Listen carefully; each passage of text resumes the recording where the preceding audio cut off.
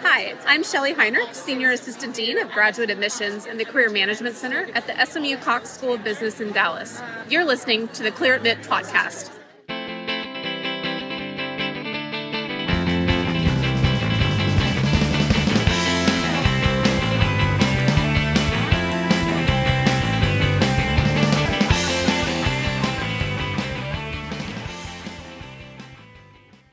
Welcome to the Clear Admit MBA Admissions podcast. I'm Graham Richmond, and this is your wiretaps for Monday, May 25th, 2026. I'm joined by Alex Brown from Cornwall, England. How are things, Alex? Good, thank you, Graham. So, today is Memorial Day, I just realized, in the US, and I think it's even a bank holiday in the UK. Is that correct? Yes. I think it's a holiday. Yeah. All right, there you go. So hopefully people are tuning in as they maybe are marinating some meat for the barbecue or whatever people do in America to celebrate this kind of thing. But in any event, we have a pretty good show on tap. It's just been, there's a lot of content that we're putting out there. So I've got some news out of Johns Hopkins and IESE in Spain. We've got a Fridays from the Frontlines piece, and of course, Real Humans Alumni. That series continues, and we've got grads who are working at Microsoft, OpenAI, and Twitch.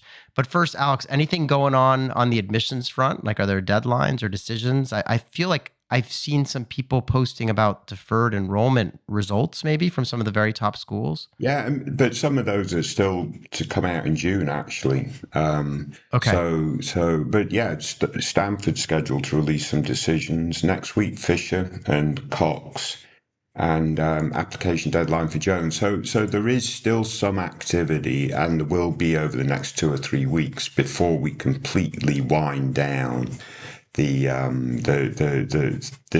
last season. Yeah, and I think what I saw, now I'm remembering, was on Livewire, people were posting that they were rejected from Harvard 2+2 for deferred enrollment. And I'm guessing that's because they must have had an interview invitation deadline. And so those people who didn't get interviews know they're out, or were told they're out. So, okay.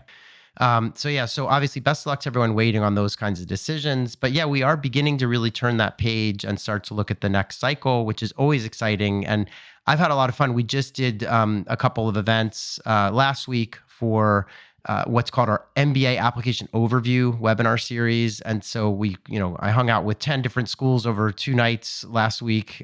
We did these virtual sessions and really good turnout, a lot of great, just great responses from the panelists. And we're doing 2 more of those this week. So on Tuesday and Wednesday of this week, May 26, 27, we're going to connect with, Tuesday is Emory, LBS, Michigan, Wharton, and University of Washington Foster. And then on Wednesday is Columbia, INSEAD, Texas McCombs, UNC Keenan Flagler, and UVA Darden. So should be fun. I've enjoyed. You actually peeked at the transcripts from the first 2 events, right? Yeah, no, absolutely fantastic. And obviously we use then those transcripts to help us train our admissions bot, right? So we want to make sure that the advice that our bots offer and the content we have on ClearAdmit more generally is completely up to date. So having these webinars ahead of the season, as we're going into the season, is just like gold. The content is absolutely fantastic. It's great. And one thing I've been hearing, I know you often ask me like, oh, what did I learn, right? And I think one thing that's kind of interesting is this increased reliance on kind of video, and like schools are talking a lot about, they've switched some of their essay questions to short videos that people need to record. Some of these are like in real time, so you don't really get a chance to practice or rehearse. They really want to get at the authentic candidate. And I think they're also trying to avoid someone submitting something that's just been, AI generated and polished to an extent that it's, hard to really get to know the candidate.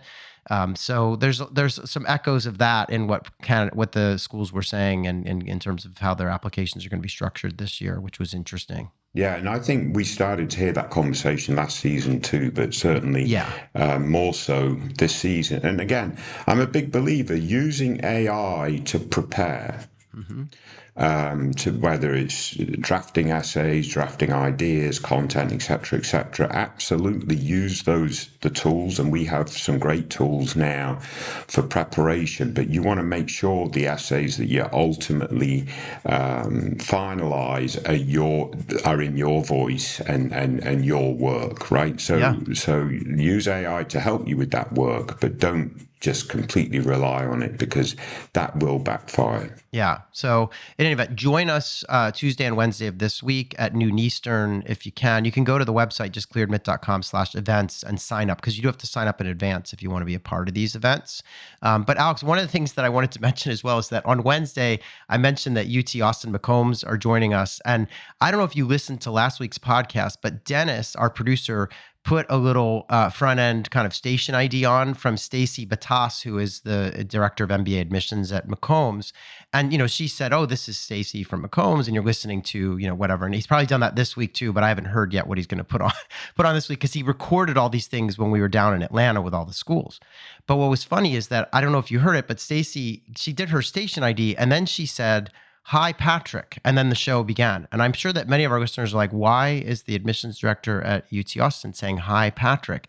And the reason is that Patrick is a colleague of hers in the office there at UT Austin, McCombs, who listens to the show apparently religiously. Like every week he tunes in, and then he comes into the office and tells the rest of the team at McCombs like what we said. So apparently that's what that was all about. I don't know if you heard that, but I thought that was really funny. Absolutely brilliant. And hopefully what we say week to week is interesting stuff, right? I mean, yeah, hopefully. Well, I feel like Stacy and Patrick would write me an email if they were like, "Hey, that was out of line," So we'll see. Yeah. But in any event, I just thought it was really fun, and I can't wait to hear some of these other recordings that Dennis has made when we were down in Atlanta. So, but moving right along, we have a lot of news and notes to get to. The first thing, as I mentioned at the top of the show, is that the business school at Johns Hopkins, so Carey, WP Carey Business School down in Baltimore, they just got a $50 million donation from the Carey Foundation, which is, the namesake of the school. As you know, it's Johns Hopkins Carey Business School. So what they're going to do is they're apparently using this money very specifically. So the first thing they're going to use it for is student entrepreneurs will see startup funding and enhanced connections for full-time MBA students to Johns Hopkins Technology Ventures and the Center for Entrepreneurship. So they're trying to use this funding to build bridges between Johns Hopkins University undergrad and grad, and also the sort of entrepreneurial ecosystem within the university. They also are going to apparently use some of the money for full-time MBA student recruitment, student leadership programs. And they mentioned Carey Business School also plans to increase its visibility as the premier business school in the business of health, which, we know Johns Hopkins is a very well-noted school for health science and things. So in any event, I thought it was also interesting how they're really leaning into Baltimore. So they do have a campus in DC as well, but they made an explicit statement in this press release that Baltimore is the primary home, and the gift comes with an intentional focus on Baltimore's business and societal fabric. So, it's funny, they then had a quote from this guy named David Rubenstein, who is I guess he's on the board of Carlisle, but he also is the owner of the Baltimore Orioles. And he said, "There has never been a more compelling moment to invest in Baltimore." So in any event, lots of news from Carey at Johns Hopkins, but I think that's a pretty substantial gift. I feel like they originally had a $50 million gift from Carey, and now, they've got another 50. So it seems like a lot of money. Yeah, no, absolutely fantastic. And I like the focus on how, the business of healthcare. Yeah. And, that's obviously a really important industry focus. Yes. And it'll be interesting for us, right? Obviously, we're big Wharton cheerleaders, and that's a big focus at Wharton too. And they're not too far apart, right? Philadelphia, Baltimore. Yeah, so 90 minutes. So there may be some interesting outcomes to that. Yeah. And actually, it doesn't have to be a zero-sum game. It could be that, that area in general, Philadelphia has a ton of healthcare companies. And so maybe it's just, they're growing the pie. And it's an area that, as you say, is increasingly important in an aging population in the United States. So, and, in other parts of the world too. Yeah. So In any event, another little news and notes item is that MBA students matriculating at IESE in Barcelona in September will engage in a new curriculum that's centered around AI. And so I have a couple of quotes from the deputy dean at IESE. He said, "We made a deliberate choice not to bolt AI onto a couple of electives and call it a transformation. AI now runs through every first-year course because in 2 years, our graduates will be in roles where the question is not, can you use AI, but can you lead and manage in a human plus AI organization? That is a leadership challenge in every function, finance, operations, strategy, not a specialist topic." So yeah, it sounds like, ESA very quick to innovate and sort of, kind of renew their curriculum in a way that is, fits with everything that's happening, which is great. Yeah, I think all top schools have to do this. Yeah. Whether it's this season or next season. And I like the notion, not just bolting it on in a couple of electives, but threading it right through the core curriculum and so on and so forth in each of the disciplines. It's super, super important. I mean, I did work on a course at Stanford, digital transformation, and yeah, I mean, obviously, this stuff is fundamental. Actually, I know I'm going off on a bit of a tangent, but I just finished a book called "Accrual Intentions." Accrual Intentions. Right. Yeah. It's Okay. called. Absolutely fantastic book. It's a guy that set up an accountancy firm where he's the leader, and he's got 11 AI agents working for him. Oh, wow. Okay. And it is a really good insight into what the world of work will look like in the next several years. Yeah, I think, I have to say, I know there's been a lot of gloom and doom with regards to AI and certainly like with MBA grads, et cetera. But I do think that the kind of leadership and management skills and judgment, all these things that we learn in business school are going to be at a premium when you have to kind of lead these sort of AI plus human organizations. Yeah, I mean, there will be some different skills to develop in that regard. Yeah. But yeah, orchestration and all those sorts of roles and taste, et cetera, are going to be really super important. But I also think having a little bit of an engineering sort of brain sort of helps sort of complement, right? So anyway, some really interesting stuff going on and a really good step forward for ESA. Yeah, definitely. Last thing in the news and notes category is that we connected with Derek Rhodes. He wrote a piece for Fridays from the Frontlines, which is a long-standing series we've had at clearedmit.com where current students just share experiences from the front line, what it's like at their business school. So he's a Duke first year. He's just kind of finishing his first year. And he wrote a really lovely piece about kind of what to expect. It's the kind of thing that anyone thinking of going to business school should probably read because I thought it was really helpful. And he distilled it down into 4 pieces of advice. So the first one was build community before you arrive. And what he means by that, I think, is, go to the welcome events, like connect with your incoming classmates before the first day of class.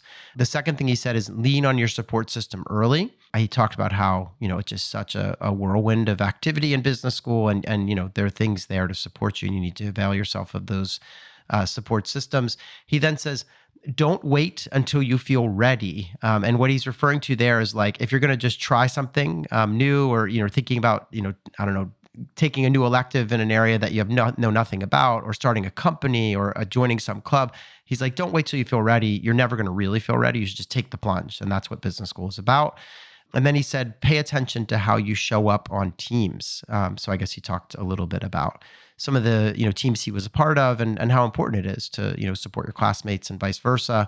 So in any event, it's a really nice article if you're interested in business school, and I mean especially Fuqua. It's a treasure trove of information that would probably be great for anyone's essays if they're looking for content and trying to really get to know the Fuqua community. Very good. Yeah. Yeah. We've also got Real Humans. I'll just quickly go through those. We have Brian, who graduated from HBS and is now a senior product marketing manager at Microsoft.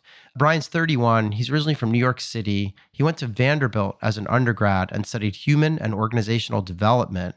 Now, before business school, he worked in marketing, looks like as a product marketing manager for like 5 years, but he also worked a little bit in tech as a senior technical product manager over at Amazon. So he's had a couple of different roles before business school. And now his role at Microsoft, in terms of the specifics of it, is he works for Copilot, which, as you know, is Microsoft's kind of AI tool, right? So he works in Copilot as a senior product marketing manager.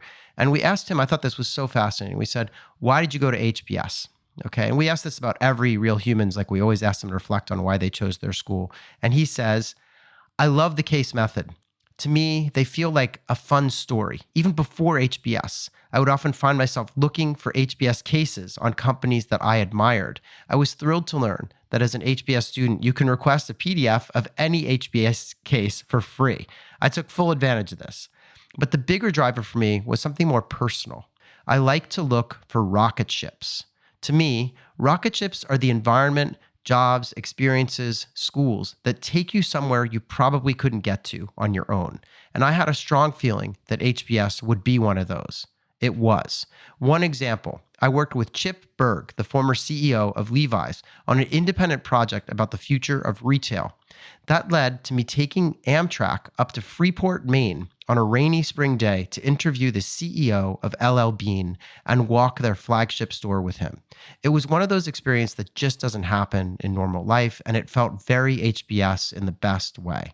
So there you have Brian, definitely happy that he went to HBS, it sounds like. Yeah, I think that what a great endorsement too. Just those anecdotal experiences are absolutely fantastic. And I love the description of business school as a rocket ship. This idea, of, something that can take you somewhere that you would not be able to get to on your own. So I thought that was a really interesting metaphor. We also caught up with Wenjia. She is a Wharton grad from back in 24, and she's currently a technical program manager at OpenAI.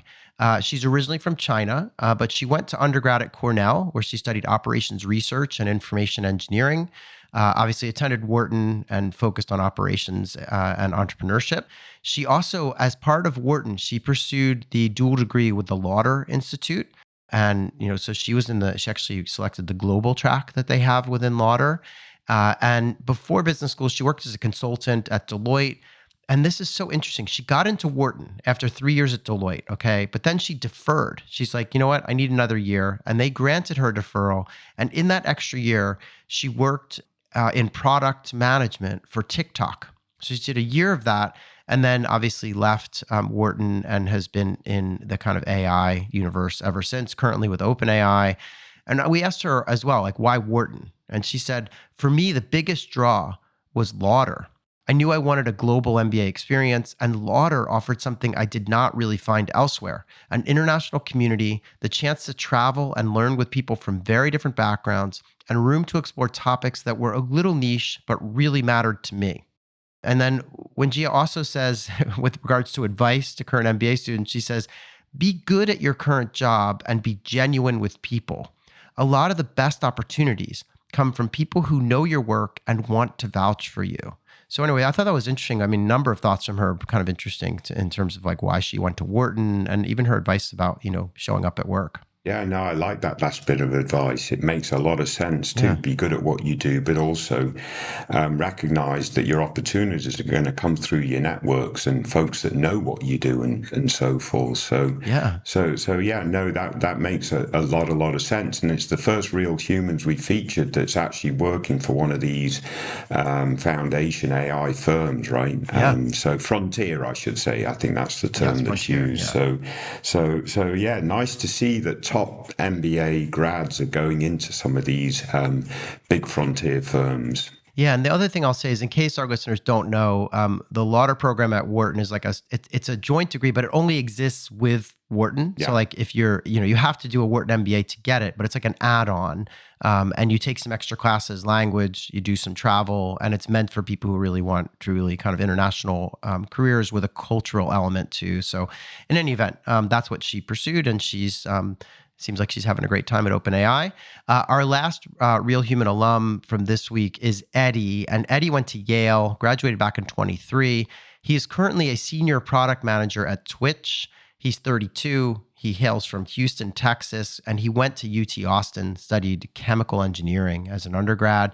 And get this, Alex, he worked for 5 years in the energy, oil, and gas sector. He was a drilling and completions engineer at Shell, okay, for 5 years before business school, goes to Yale and lands at Amazon after Yale. And he stayed there for a couple years, and now he's pivoted to work at Twitch, which you reminded me is actually owned by Amazon. So he's made this pretty extreme pivot. And we asked him, why did you go to Yale? And he said, Yale SOM stood out to me because of its mission to develop leaders at the intersection of business and society. I've always wanted my career to have an impact beyond just business results, and the way that Yale frames leadership around that broader purpose felt like the right fit. And then we asked him, well, did the MBA experience prepare you for your current career? And he says, my MBA experience gave me not only a business education, but also a new way of thinking. I already knew how to break down complex technical problems, but SOM taught me to frame them in terms of a financial, organizational, and human lens at the same time, which is how I now operate as a product manager. I'd like to think that I've become a more empathetic and effective leader since. Yeah, no, absolutely fantastic, and this combination, I think, of like hard engineering skills wrapped around then a top MBA experience, I think is a really good sort of platform for top MBA students going off into this now world where AI is so dominant and so on and so forth. So I think that our last two candidates anyway absolutely reinforce that. Yeah, for sure. And I think it's just great to, I love, I love this series. I mean, I love all the quote real humans pieces that we do, but I love this one in particular because it's so fascinating to see people who are out there in the world, have done the MBA, but recent enough where they have a good memory of what it's done for them. So in any event, we will continue on with these. I don't know how many are left, but Lauren continues to publish them on the site. But let's move on, Alex. We've got to get to our wiretaps candidates for this week. So unless you had anything else, we should probably just move along. Let's kick on. All right, so this is wiretaps candidate number 1. So our first candidate this week, you've chosen an ApplyWire entry, and this person has a host of schools on the list. They've got Carnegie Mellon, Cornell, Duke, Georgetown, Georgia Tech, Michigan, NYU, UCLA, UT Austin, UVA, Washington Foster, and Yale SOM. And they want to start school in the fall of 27. They are currently an infrastructure analyst, which they put in brackets software engineer. They're thinking about a career maybe in retail after business school, where they want to focus on some of these big companies, Target, Starbucks, Walmart, etc. They did list a few tech companies in there as well. Their GMAT score is a 725. If you're more familiar with the old scale on the test, that's like a 760. So a very strong GMAT score. They have an 8.23 GPA out of 10. They are from India, and that is a pretty good GPA out of India. We don't see too many above 8 coming out of India, so that's probably a very good GPA. 5 years of work experience. They'd love to land in Austin, Seattle, or anywhere, they say. So they seem pretty open, but they have a couple of places in mind. And then they just gave us a lot of detail on their work experience. But essentially, they're in a fairly technical role. They say they work in enterprise middleware, infrastructure engineering, supporting, different environments. And so there's a lot of technical jargon in here, which we should probably give them some tips on how to sort of position. But they also mentioned that they're curious to know, like, how competitive are they for top 10 or top 15 schools as an Indian male engineer? And they're also wondering how committees will view an enterprise infrastructure kind of middleware background versus software engineering or product backgrounds. And then they're wondering, if we think their career goals make sense. And I think you asked them for extracurriculars, and they mentioned that aside from doing a little bit of employee engagement stuff at work, that they are involved in caring for stray animals, and they say that's a cause that they care deeply about. So, Alex, what do you make of this candidate? Yeah, I don't think they're aiming high enough, quite frankly. They need to target round 1, right? Because they are going to fall into this bucket of potentially being overrepresented in the pool.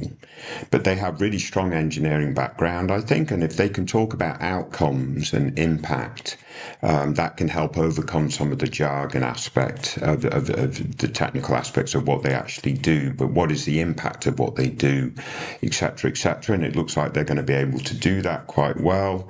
Their numbers are really super strong, as you pointed out, and that GMAT really reinforces that. And I like the fact that the person seems to care about some other stuff outside of hardcore engineering, right? So they're stray animals and so forth. So it'd be interesting to know exactly what their role has been. Have they started a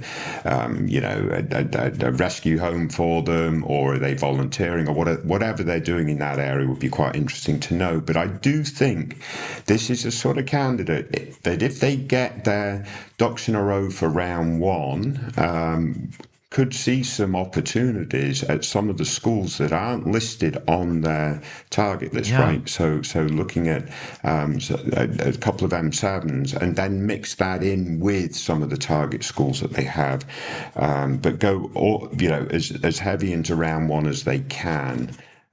Would be my suggestion. They also asked if they get penalized for only having one employer, and I don't see why that could be a concern. Again, it's all about, showing impact and growth. And if you stay with one employer, you probably have more opportunity to show that impact and growth, and so forth. So quite frankly, Graham, I think the raw material here is very good. For this candidacy, and if they can really align well in round one, I would up the ante a little bit. Yeah, I could not agree more. Like, I think they could apply to, a couple of M7 schools. Yeah. I think they're going to need to narrow this list from 12 down to, 6, or maybe 8 if they're really, ambitious. So they need to narrow the list down. They probably need to look into which of these programs might be best suited to place them at the companies that they're curious about. But yeah, I would aim high, go in round one. And the other thing I would say is they'll need to tone back the jargon. There's a lot of stuff in there, even in their ApplyWire post, that I didn't understand. They're saying supporting IBM MQ, MFT environments. There's all this jargon in here. And so they're going to need to figure out ways to, sort of speak to that in a way that the layperson can understand. But that's not hard. Right. And just one thing that you mentioned about them having one employer, I think it's actually a little refreshing to see someone who's been at the same place. And as you say, often that gives you opportunities to really advance. And I would argue that, and this is probably in our video series that we did for the Admissions Academy that people can watch on our website for free.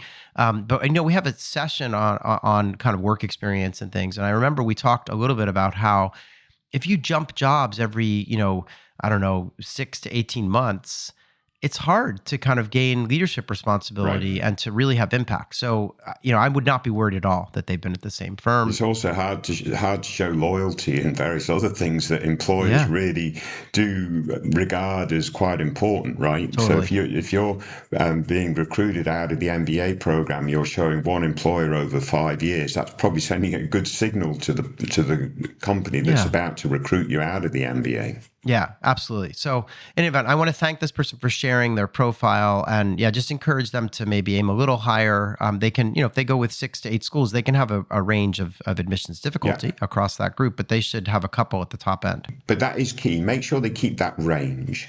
Right? Yes. Don't just go all in on M7 round one thinking, okay, I can apply round 2 on other schools outside the M7. That doesn't work when you're potentially overrepresented. You need that range in round 1. Totally. Yeah, that makes sense. All right, well, let's move on and talk about Wiretap's candidate number 2. So our second candidate this week, again, you've chosen an ApplyWire entry. This person is hoping to start in the fall of 27. They have 9 schools on their list. They've got Berkeley, Chicago Booth, Columbia, Harvard, MIT, Kellogg, UCLA, Washington Foster, and Yale. And one thing I should mention is some of these programs, they're actually open to doing a part-time version. So in the case of Berkeley or MIT now apparently has a part-time, they would be open to that. So just FYI. They are a program manager at Microsoft. They've been there for 9 years. And post MBA, it's a little fuzzy. They listed consulting, finance, and technology, which covers sort of the big three bases that people tend to go into after business school, but not a lot of clarity. And they just said that their plan for their future career is to expand their network so that they can do something entrepreneurial or maybe career pivoting into a higher paying job. Again, a little fuzzy. So that's something you'll probably address in your review here, Alex. They did mention Google is like a dream company they would love to work for.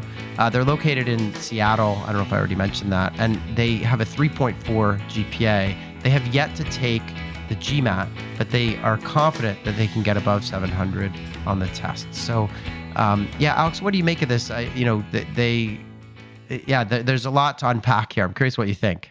Yeah, I mean, I think this is a candidate that's probably looking at the which way the wind's blowing, and is potentially feeling a little bit insecure in terms of their current job situation, right? We're hearing a lot about tech folks getting laid off, et cetera. So they're looking at their options. I might be a little wrong here, and I apologize to the candidate if that's the case, but that seems to be that is my impression based off of what I've read. And so my sort of feedback to them is, all right, let's get serious about this, right? Let's really think long and hard about the MBA as one of their potential opportunities if it comes to pass that their current thing gets a little bit derailed, and then they can apply with a much more serious set of focus. So a piece of that will be, yes, make sure that they get a great GMAT score, right? So they can really focus now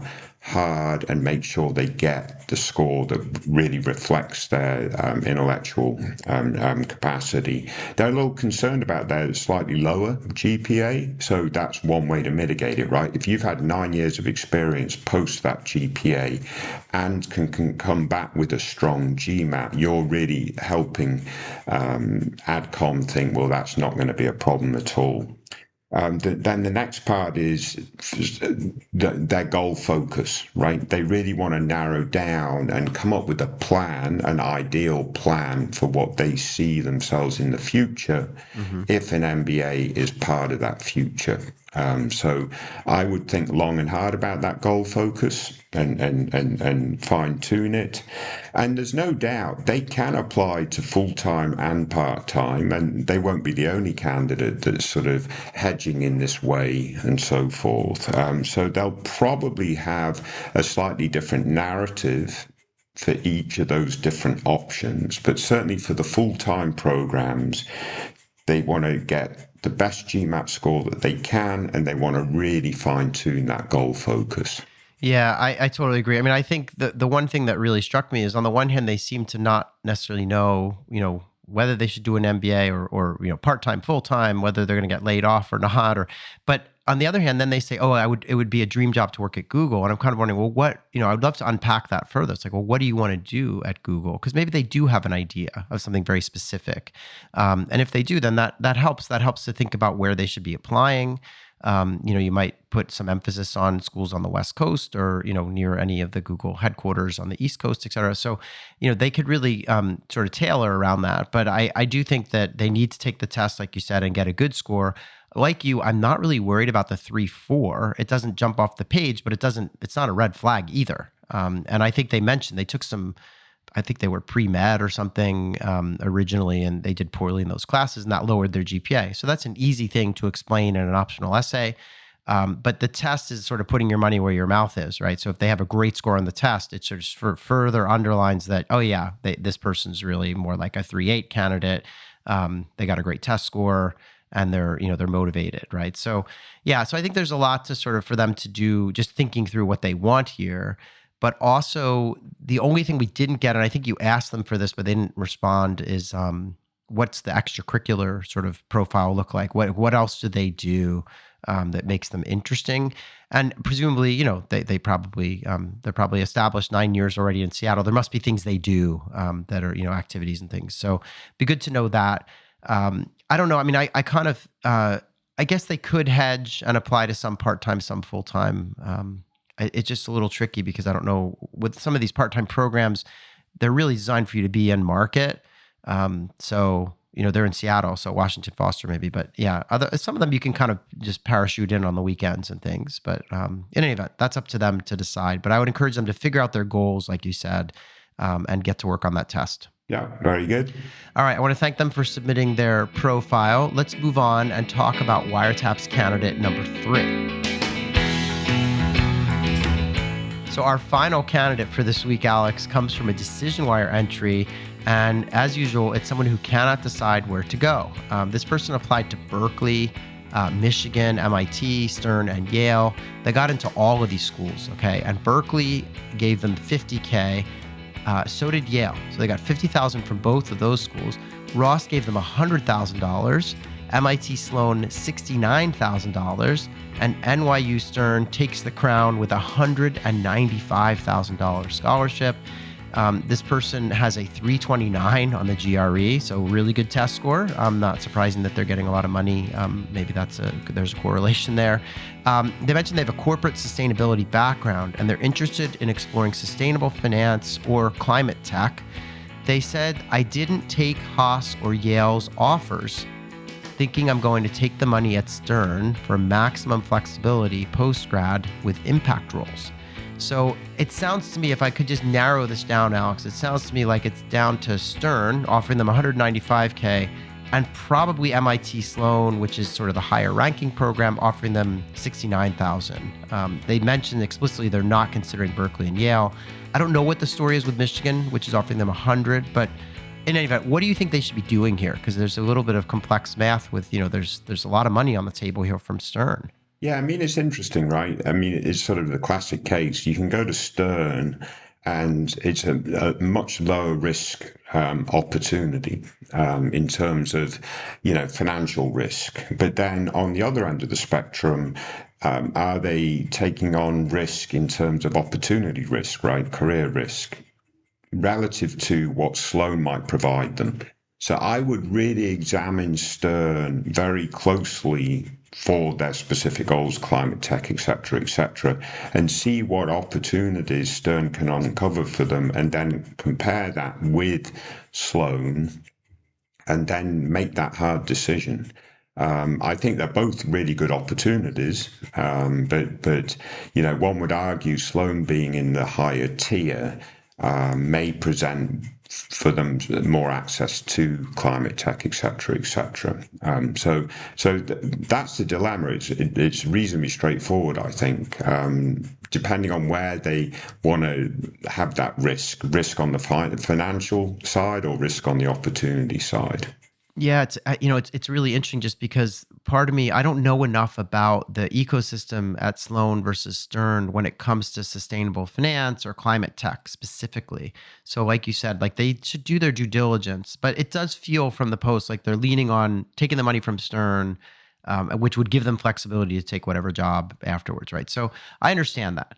Makes a lot of sense. But I would encourage them to at least do the due diligence, talk with people in both programs. I mean, these are, they're both actually fairly close-knit places because Sloan is one of the smaller M7 programs, right? So in any event, they should do their homework here, but, can't fault them for taking basically what's a free ride, over the other money is not nearly as large from these other schools. So it's understandable. I want to thank them for sharing their dilemma and wish them the best of luck as they try to decide.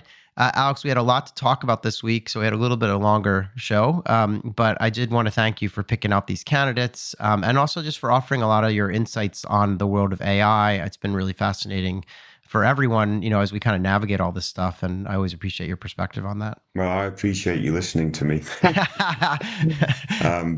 yeah, no, best of luck, everyone. Stay safe.